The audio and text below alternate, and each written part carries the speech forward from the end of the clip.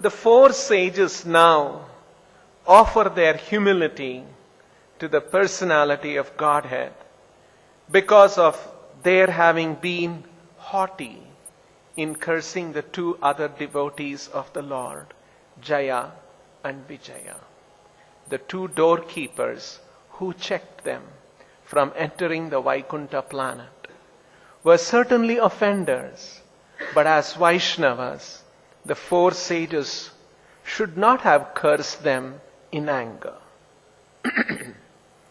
After the incident, they became conscious that they had done wrong by cursing the devotees of the Lord. And they prayed to the Lord that even in the hellish condition of life, their minds might not be distracted from the engagement of service to the lotus feet of Lord Narayana. Those who are devotees of the Lord are not afraid of any condition of life, provided there is constant engagement in the service of the Lord. It is said of the Narayana Para, or those who are devotees of Narayana, the Supreme Personality of Godhead, Na kutaschana bhibhyati. They are not afraid of entering a hellish condition. For since they are engaged in the transcendental loving service of the Lord, heaven or hell is the same for them. In material life, both heaven and hell are one and the same because they are material. In either place, there is no engagement in the Lord's service. Therefore, those who are engaged in the service of the Lord see no distinction between heaven and hell. It is only the materialists who prefer one to the other. These four devotees prayed to the Lord that although they might go to hell because they had cursed the devotees, they might not forget the service of the Lord. The transcendental loving service of the Lord is performed in three ways: with the body, with the mind, and with words. Here the sages pray that their words may always be engaged in glorifying the Supreme Lord. One may speak very nicely with ornamental language, or one may be expert at controlled grammatical presentation. But if one's words are not engaged in the service of the Lord, they have no flavor and no actual use. The example is given here of tulasi leaves. The tulasi leaf is very useful even from the medicinal or antiseptic point of view. It is considered sacred and is offered to the lotus feet of the Lord. The tulasi has numerous good qualities, but if it were not offered to the lotus feet of the Lord, tulasi could not be of much value or importance. Similarly, one may speak very nicely from the rhetorical or grammatical point of view, which may be very much appreciated by a materialistic audience. But if one's words are not offered to the service of the Lord, they are useless. The holes of the ears are very small and can be filled with any insignificant sound. So how can they receive as great a vibration as the glorification of the Lord? The answer is that the holes of the ears are like the sky. As the sky can never be filled up, the quality of the ear is such that one may go on pouring in vibrations of various kinds, yet it is capable of receiving more and more vibrations. A devotee is not afraid of going to hell if he has the opportunity to hear the glories of the Lord constantly. This is the advantage of chanting Hare Krishna, Krishna Krishna, Hare Hare, Hare Rama, Rama Rama, Hare Hare. One may be put in any condition, but God gives him the prerogative to chant Hare Krishna. In any condition of life, if one goes on chanting, he will never be unhappy. So we are seeing the prayers offered by the Kumaras to the Lord. Soon after, the Lord appeared along with his entourage, and it's a short 5 or 6, 7 verses that they have offered. There is one more verse to go. With that we come to the end of this chapter. So we have been seeing in the last verse they mentioned Natyantikam viganayantyapi te prasadam Atyantikam prasadam. They mentioned that how even the highest favor the Lord can give is liberation. But they said that is not the highest favor. And what to speak of any material accomplishment. And so they were not interested in any liberation. And in today's verse, they speak about something even more significant. They have realized that they committed a great blunder by cursing Jaya and Vijaya, great devotees of the Lord who are residents of Vaikuntha. So they know Svavrijinaihi, Vrijinaihi, my sinful act, my wrongful act, Svavrijinaihi, our own sinful or wrongful act. What will that result in? Nirayeshu. Nirayeshu, Prabhupada has translated, in low births. Niraya refers to hell. Lower births in hellish planets. So, we know that they are realizing that we may have to be born there. Bhavaha. We may have to take birth in Bhavaha, Nirayeshu, because of Svavrijinaihi, because of our misconduct of cursing Jaya and Vijaya. So, if that is the situation, let it be so. Kamam bhavasva vrijinair nirayeshu nastat. For us, if that is the result, so let it be. We have done a mistake. We also got angry. They stopped us from entering the Vaikuntha, and we got very upset. And in our anger, we cursed them that may you go down to material world. And so that's our mistake. Kamam, so let it be so. If that is so, we shall accept. If that is the thing. Kamam bhavasva vrijinair nirayeshu nastat. But we have one request. Chetaha chetolivad yadinute padayor ameta.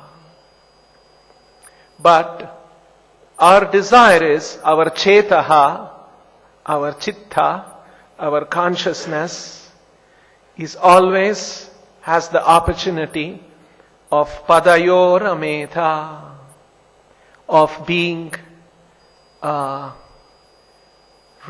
relishing the remembrance of the lotus feet of the Lord. Padayor ameta. And Prabhupada has used slightly differently in the sense of padayor ameta, as long as we have the opportunity to render service to your lotus feet. We don't mind. Alivat, Ali refers to bees. So, sometimes bees go into a flower, and the plant has a lot of thorns. So thorns may harm the bee, but they don't mind. They just run after, they fly into the flower because they are attracted to the nectar there. So in the same way, in Nirayeshu, there will be a lot of trouble maybe, but we do not mind as long as Chetaha Padayor Ameta. Next thing they are asking, Vachascha nastulasivat yaditengri shobha. Vachaha, our words, just like tulasivat. Tulasi, when it is offered to your te angri, your lotus feet, becomes shobha, becomes beautified. In the same way, we may have to go to hell, but as long as our words are beautified because of the opportunity of glorifying the Lord, that is what we wish to. Kamam, these are all our desires. And lastly, Puryetate gunaganair yadi karnarandraha. Karnarandra, the ear holes. Puryeta means to fill it with. Puryetate te gunaganair. Your transcendental qualities, glorification of your transcendental qualities. If we have the opportunity of filling our ears with the glories of the Lord, then we have no issue. So, O Lord, we pray that you let us be born in any hellish condition of life. Svabrijinair nirayeshu nastat, bhavaha nastat. We may be born in any hellish condition of life. Just as long as our hearts, chetaha, and minds, hearts and minds, are always engaged in the service of your lotus feet. Te padayo rameta. Yadi nute padayo rameta. Our words, vachaha, are made beautiful by speaking of your activities, just as tulasi leaves are beautified when offered unto your lotus feet. Tulasivat yadite angrishobha. And as long as our ears, karnarandraha, are always filled, puryeta, with the chanting of your transcendental qualities, te gunaganaihi yadi karnarandraha.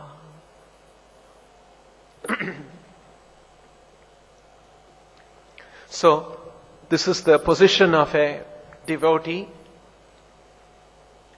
Devotees are very humble. The Kumaras have become very, very humble now. They have reflected what has happened. And although they have done great austerities, although they have purified their hearts, and they have come to this highest realization of the absolute truth, as they mentioned, they have come face to face with Lord Narayana. Still, they are conscious that they have made a mistake of cursing Jaya and Vijaya, and now they are ready to be bhavasva vrijinair nirayeshu nasthat. Let it be so. We have to take birth in a hellish condition of life. But as long as we have the opportunity to render service to the Lord.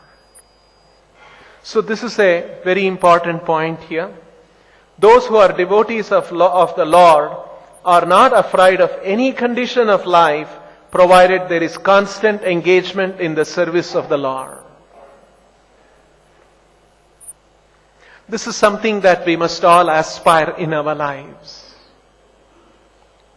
We should always aspire for constant engagement in the service of the Lord.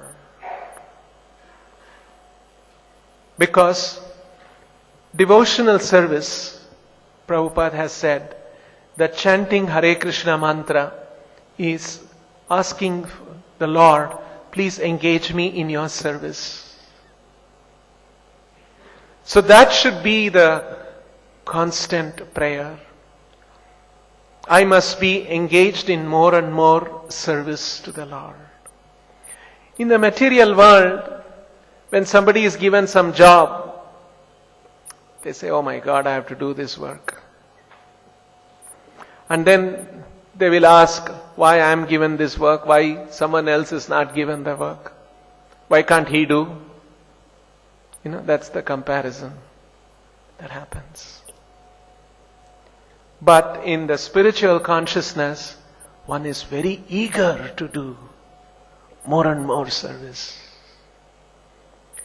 Actually, in spiritual life, if we have to get freed from attraction towards Maya, this is the secret, that we should constantly be engaged in the service of the Lord. If we are constantly engaged, there's no time for Maya to come in.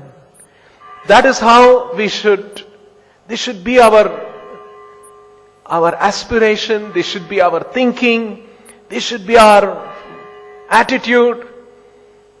How I will be more and more engaged in the service of the Lord. Because if we are not engaged in the service of the Lord, the mind and the senses and the intelligence, they will all get materially engaged. A devotee is very fearful of that. A devotee is not fearful of heaven or of hell. Because hell is actually must be a very terrible place. In the Bhagavatam, there are descriptions in the later cantos. So many hellish descriptions are there. So it's quite terrible. And in the material world, like we live in now, in our present situation, even in our life we may come across some difficult situations. Life is like that. Everyone is unwinding their karmas. According to Kala, different karmas are fructifying, because karma exists in the form of a seed. Moment we perform an act, reaction is stored in the heart as a seed. And the seed has to germinate, has to fructify, has to become a plant, has to flower, and has to bear fruit, and the fruit has to ripen. And when the fruit is ripened, we begin to experience the reaction of the karma. Now the time from the seed to the ripening of the fruit, there is a certain time. We see that in the material world. Some plants, you sow the seed, in 3 months you will get the result. Right? 6 months you will get the result. Some, you have to sow the seed, it will take 5 years. So, if you want to get a mango fruit, it may take 4 years, 5 years, like that. So, different plants take different length of time. Very much the same way, all the different karmas, moment we perform an action, a reaction is created in the form of a seed. And when that seed shall fructify and lead to a reaction, that is adjusted by Paramatma in the form of Kala. Lord's energy in the form of Kala. Because different people have to come together to experience that. Right? So the Lord arranges various things to come together, and then that reaction, and then many people connected with that, they all experience that. And so this is very, very minutely, intricately managed by the Lord. So, hell could be very miserable. Or even in this life, we may have to go through sometimes difficult times. It's not in our control. Which karma fructifies when is not at all in our control. Suddenly we will be very healthy. Some disease may come. We may be very safe and secure. Suddenly some danger may come. It's not in our hands. The material world is like that. So, nirayeshu nasthat. So we may come across nirayeshu even in this material world. Or we may have to experience in the real hellish planets, which are considered to be the lower planets in the creation. But it is said that Narayana Para means para this usage of the word is, in the Narayana Para means one who is focused on Narayana, or one's life is centered around Narayana. If we are focused on Narayana, Narayana Para, na kutaschana bibhyati. A devotee who is Narayana Para, he is not afraid of any material condition.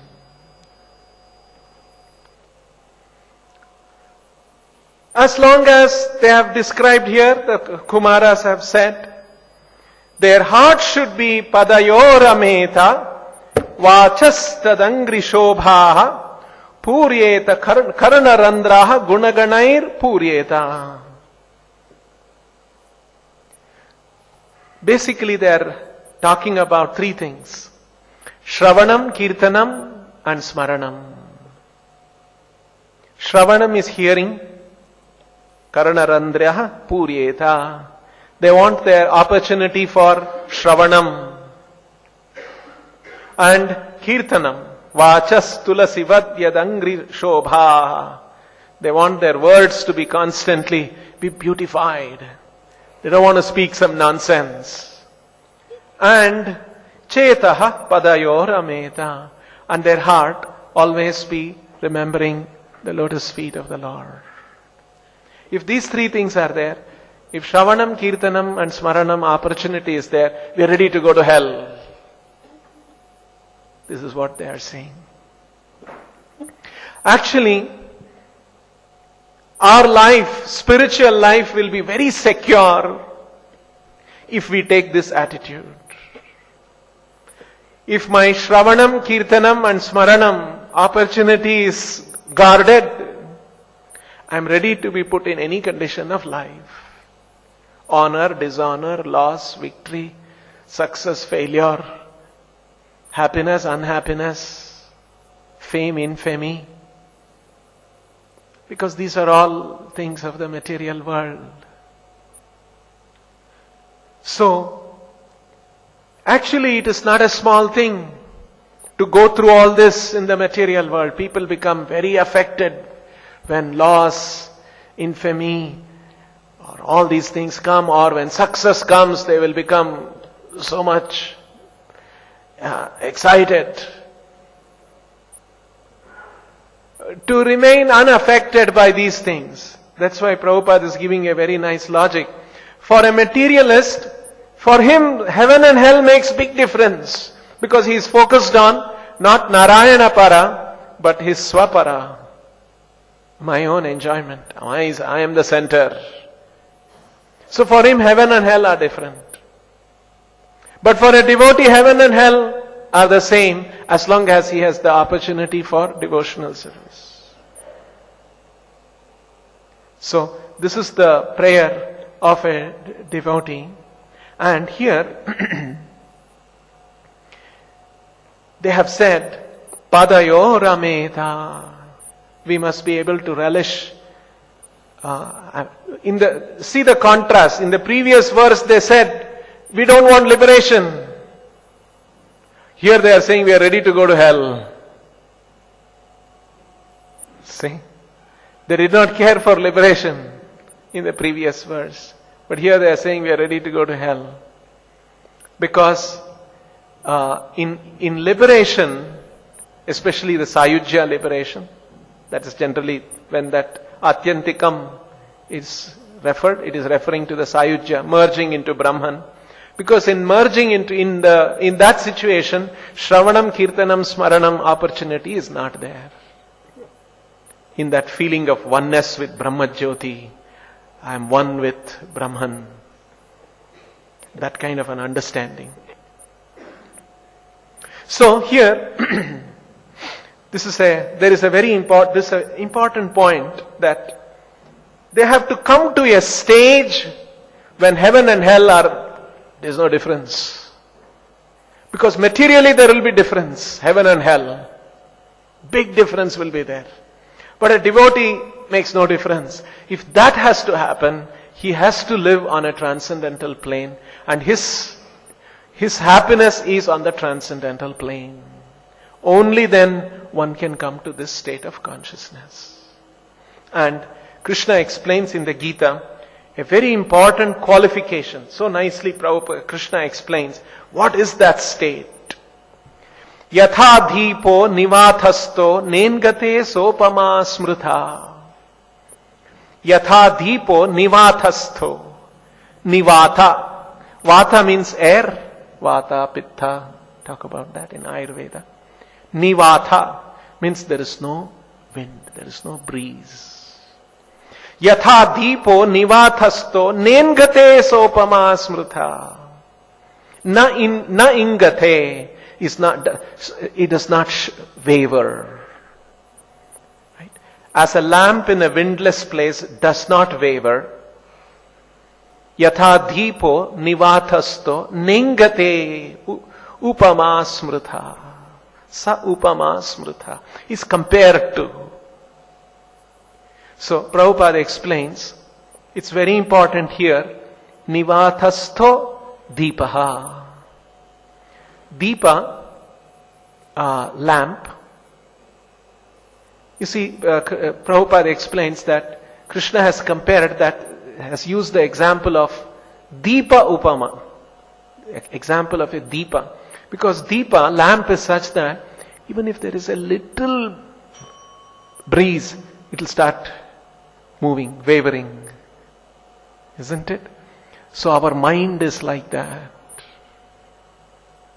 Even if there is a little agitation, our mind can become disturbed.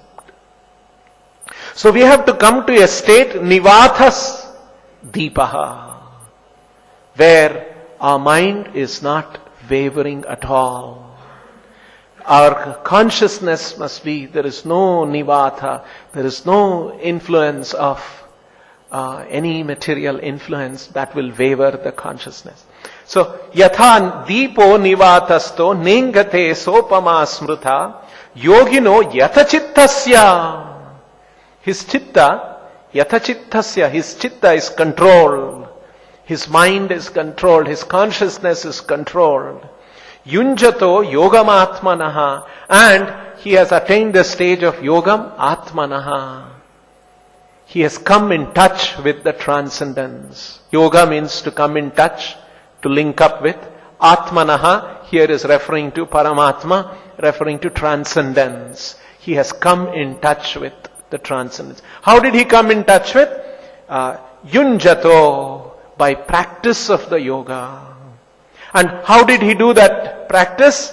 Yatachittasya, by controlling his mind. Who did this? Yoginaha. Yogino yatachittasya yunjato yogamatmanaha. Now, after saying this, Krishna describes a series of things. In that state, what happens? What is that state? Yatha dhipo nivatasto. When that our mind has become, is unwavering, is no more yatachittaha. This is the price we have to pay for what Krishna explains in the next 3 verses together. I'll quickly finish, few extra minutes only. Yatro paramate chittam niruddham yoga sevaya yatra chaivatmanatmanam pashyan atmani tushyati. Here Krishna is using the word in these series of verses, the word yatra, yatra, again and again. Yatra means in that state. Which state? Just now he described. Yatha dhipo nivatastho. Nengate, never wavering. Upama, sopamo, smrutha, yogino yatachittasya yunjato yogamatmanaha.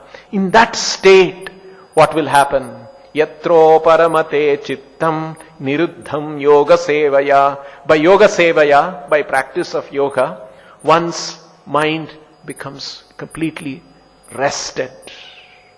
Niruddham chittam niruddham uparamate. And one feels transcendental happiness. Uparamate.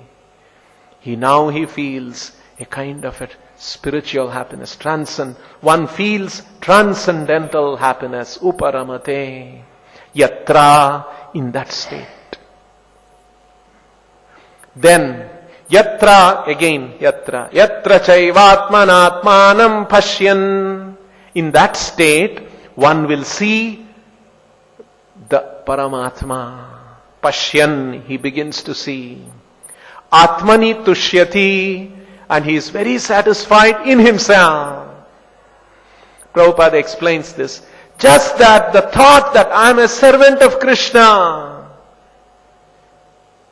I am not this material body, I don't belong to this material world, I am a servant of Krishna, just that thought is very, very satisfying to a devotee. Atmani tushyati. Sukham atyantikam yattad buddhigrahyam atindriyam.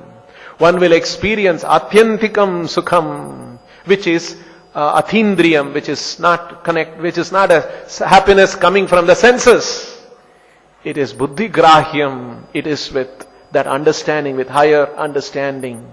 And then in that state, vetti yatra, again Krishna is using the word yatra. Vetti yatra na chaivayam sthithas chalati tattvataha. And when you are situated in that condition, in that state, tattvataha na chalati. You are never moved from the proper understanding, from that truth. You are never shaken. Yam labdva chaparam labam manyate nadikam tataha. When you reach that state, yam labdva, again yam, yatra, yam. In that state, you will consider there is no greater gain than this. This is the highest gain. Yasmin stito na dukkena guruna api vichalyate. Yasmin stitaha, again Krishna is saying, in that state, when you are situated like that, dukkena guruna api vichalyate. Even if big dukkha comes, guruna api dukkena na vichalyate. Guruna api is big, huge, heavy. Heavy dukkha comes, na vichalyate. You see? Tam vidya dukkha samyoga viyogam yoga sangnitham. Tam vidya. After saying all these things, Krishna is saying, concluding, tam vidyat. Arjuna, you must know, dukkha samyoga viyogam. This is actually the extermination of all miseries. Viyogam is complete end.